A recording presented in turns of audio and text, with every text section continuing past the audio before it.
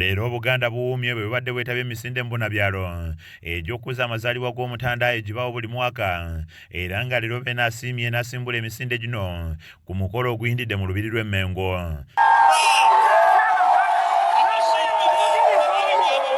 Mu bitundu ebyankole ne Kigezi, abaami n'abazaana ba Kabaka be bamu ku bajjumbidde emisinde gino nga bano enkoko bagikutte mu mwawo okwetaba misinde gino ng'akabonero ak'okugondera beene wamu n'okumukwasizaako mu lutalo lwaliko olw'okulwanyisa Mukenenya.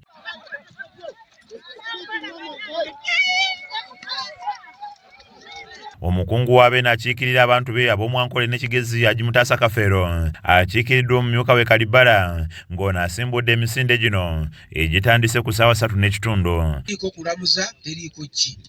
Njagala okwebaza abo bonna abalina kye baatodde okudduukirira emisinde gino.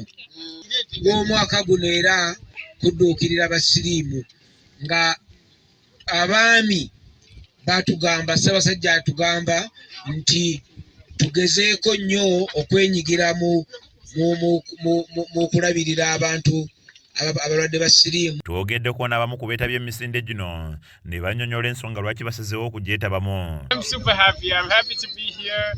I'm happy to start running now in a bit and yeah, happy to meet all these new people. Uganda nga webeerako omulamwa buli kintu kyonna ba Women's Day beereko omulamwa nga tulina kintu kye tusootinga tukiteeka ebbali lwe tujja okumala ebizibu mu Uganda. Joan Katushabe yakusakidde eggulire lino ku lwa KSTV Agaleero.